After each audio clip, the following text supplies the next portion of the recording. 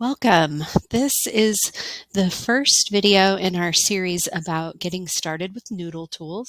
And today what I'd like to do is show you the basics of logging in and the general interface of the program. So as you can see, I am in my Google Chrome browser right now, and there are kind of two main ways that you will have your students access NoodleTools. One way might be in the upper right, the Google Apps menu, sometimes known as the waffle menu. If this is something you train your students to use, you can set it up so that NoodleTools is available to click on. As you can see, it's been added to our list.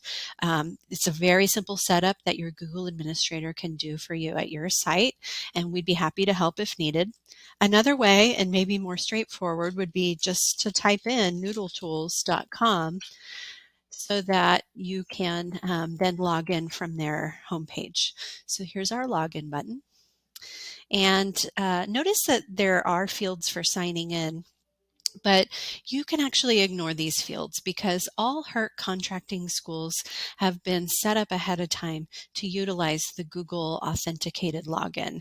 So in other words, both teachers and students at your site that share a common domain in the Google address will be able to log in. So I'll click on Google here, and it's going to, oh, it didn't ask me anything because I was logged in earlier, but the first time you log in, you will actually be asked, let me show you an image, you'll be asked if you are a student or a teacher, and then to create an account. And from there, you'll be all good to go within the platform. And so what you see is the landing page where all of my projects are listed. Now, yours is likely going to be empty if it's the first time that you've ever logged in, but I just want to go over with you some of the basic items that you're looking at here to get you oriented. We're going to go more in depth with these features in some of our other videos. So right now you can see a list of different projects that I have set up. Some of these are kind of traditional research projects. So for example, here's a project about how chickens lay eggs, or another one, understanding the Great Pacific Garbage Patch. So these might become more robust research projects. Perhaps your students are doing History Day or a detailed project for science fair.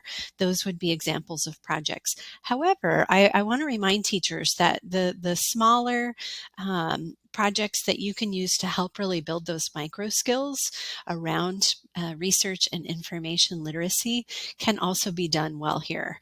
And so I have a lot of teachers that do, for example, animal reports with their students, or as you can see, I have a state report started, my home state of Alaska, the last frontier. So we can think pretty broadly about how to use projects, and I'll talk more about that in a future video. Over here, this next little column, you see a few check marks, and what these represent are projects where to-do lists have been created. It's an optional feature that I'll get into later, but that's what that symbolizes. Over here under contents, now what we're looking at are both citations as well as note cards. Those are the two big features that I'm going to be really drilling into in our video series. Also, you probably recognize this little symbol. It's possible to add attachments. So as you can see, I don't have many except for this one particular project on guns and crime.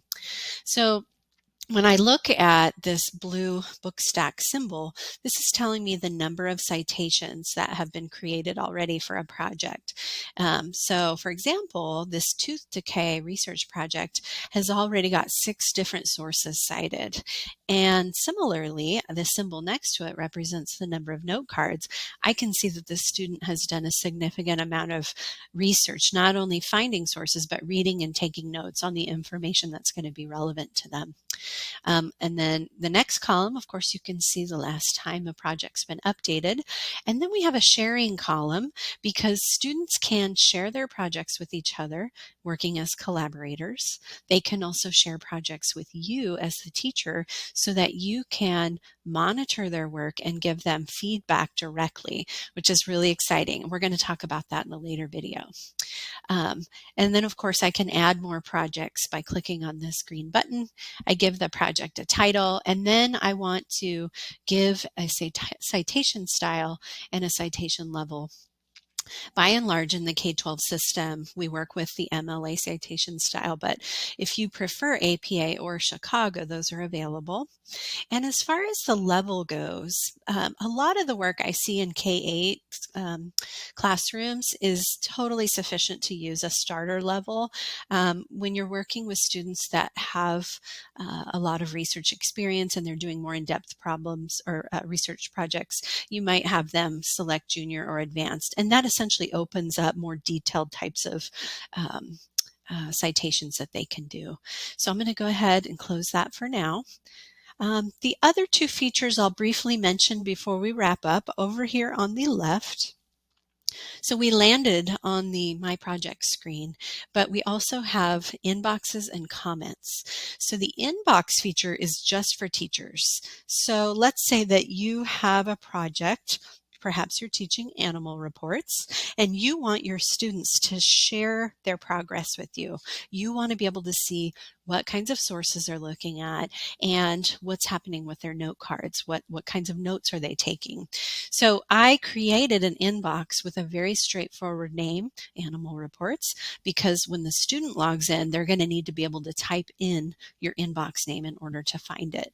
I haven't actually shared it yet, so if I were to open it up, there wouldn't be anything to see, but I can very easily share this with students through the sharing function that they see when they log in. Here's another inbox I created, of course, called Libraries Rock. This is a place where I can share with fellow librarians, people on my team. I want to share information with them, and I want to learn about the research and reading that they're doing. So for example, somebody on my team is learning about the connection between school libraries and literacy. So that's what this project represents. So in other words, their project that they're studying, I can see that they've cited one source so far, haven't started note cards, but they do have an attachment.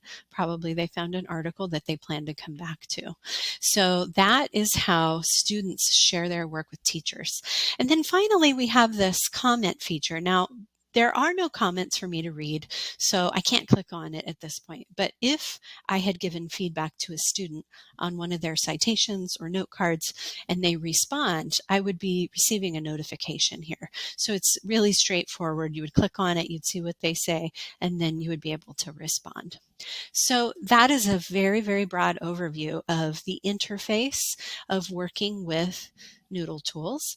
In our upcoming videos, I'm going to get into more detail about citations, creating works cited pages or bibliographies, utilizing the note card feature, which I think is a really outstanding feature in this program, and finally, sharing collaboration and giving students feedback. We'll go into that in more detail.